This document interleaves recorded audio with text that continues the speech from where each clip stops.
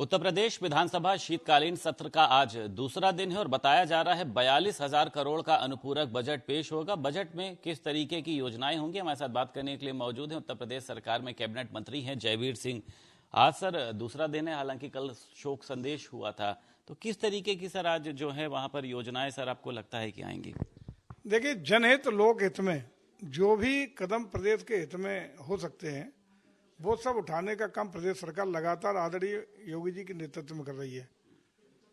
आज अनुपूरक बजट का प्रस्तुतिकरण होगा और ये चूंकि बजट सत्र चल रहा है तो उसकी कोई भी चर्चा सदन से बाहर करना कोई औचित्यपूर्ण नहीं होती और वो नियम विरुद्ध भी है। लेकिन माना जाए धार्मिक नगरी वो अयोध्या की चाहे बात करी जाए रामलला का, और अगर बात करी जाए मथुरा की बात करी जाए, तो आपको लगता है इस तरीके की जो है उसमें रहा कुछ होना चाहिए? नहीं, आज हमारे 3 विधेयक आने वाले हैं, जिसमें तो तीर्थ विकास परिषद 3 जो हमारी ऐतिहासिक धरती पर अयोध्या के पावन भूमि पर जो कैबिनेट हुई थी, जिसमें 3 नए तीर्थ विकास परिषद के गठन का निर्णय कैबिनेट ने लिया था, उनको आज हम विधानसभा में प्रस्तुत करने वाले। आज के एजेंडा में भी है, उन बिलों को हम लोग पुनर्स्थापित करने का भी काम करेंगे और ये निश्चित रूप से सनातन संस्कृति की संरक्षा सुरक्षा के लिए सरकार कटिबद्ध है, प्रयासरत है और हम अपनी विरासत को कायम रखते हुए सनातन संस्कृति को मजबूत करने के लिए, क्योंकि कभी भी कोई देश अपनी एक विचारधारा में जब तक नहीं चलता तब तक तरक्की का मार्ग प्रशस्त नहीं कर सकता। उसी मार्ग पर चलते हुए हम लोग अपने परंपरागत सनातन संस्कृति, अपनी जो विरासत है उसको संरक्षित सुरक्षित और संवर्धित करने के लिए सारे प्रयास करेंगे। उसके लिए हर क्षेत्र में चाहे वो धन की उपलब्धता हो चाहे अन्य प्रयास हो, उसमें कोई कमी नहीं आने दी जाएगी। इसके लिए आदरणीय योगी जी पूरी चिंता कर रहे हैं। नई नियमावली का जो विरोध है वो लगातार विपक्ष कर रहा है। कल देखा आपने काले कपड़ों में पहुंचना, झंडे ना ले जाना, तमाम इसको वो बता रहा है कि तानाशाही है ये।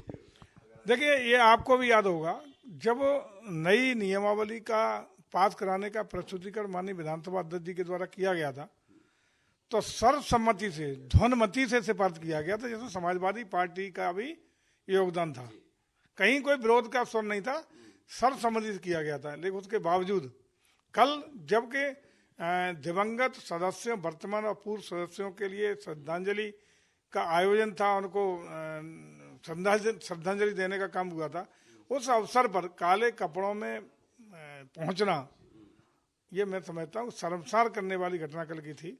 ऐसा नहीं होना चाहिए था। लेकिन साथ ही साथ ये भी सही है कि समाजवादी पार्टी प्रतिपक्ष की भूमिका में सदन के बाहर कुछ करती है और सदन के अंदर कुछ अलग अलग दोहरा चरित्र उनका दिखाई पड़ रहा है। सदन के अंदर उसी नई नियमावली का समर्थन किया, सदन में पारित कराया और अब बाहर सस्ती लोकप्रियता पाने के लिए उसका विरोध दर्ज कराना, काले कपड़े पहनकर आना, ये दोहरे चरित्र का ही साफ उदाहरण है। हंगामे के आसार हैं, तो आप लोग तैयार हैं उनके सवालों का जवाब देने के लिए? भागेंगे तो नहीं चर्चा से? उनका कहना यह है कि सरकार भागती है चर्चा से। सरकार कभी चर्चा से भागने का प्रयास नहीं करती है। जो भी लोक हित के, जनहित के जो भी उनके सवाल हैं, सदन के पटल पे अंदर एक प्रक्रिया है, उसके अंदर आएंगे, रखेंगे और हर सवाल का जवाब देने के लिए सरकार पूरी तरह तैयार है। कहीं कोई कोताही नहीं है। लेकिन जो एक उसका एक नियमावली है, नियमावली के अंतर्गत उचित माध्यम से उचित तरीके से सवाल रखेंगे और हर सवाल का जवाब देने के लिए सरकार पूरी तरह कटिबद्ध है। सवाल तेजस्वी यादव ने सर जिस तरीके से हिंदू धर्म की छुट्टियों में कटौती करी है, भारतीय जनता पार्टी उससे बेहद ही नाराज है और कहा है कि इस फैसले को वापस लिया जाना चाहिए। मैं समझता हूं कि जिस तरीके से वहां मुस्लिम छुट्टियां बढ़ाने का काम और हिंदू धर्म के जो छुट्टियां हैं उनको कटौती करने का काम किया गया, वो निश्चित रूप से चिंताजनक है और निंदनीय है।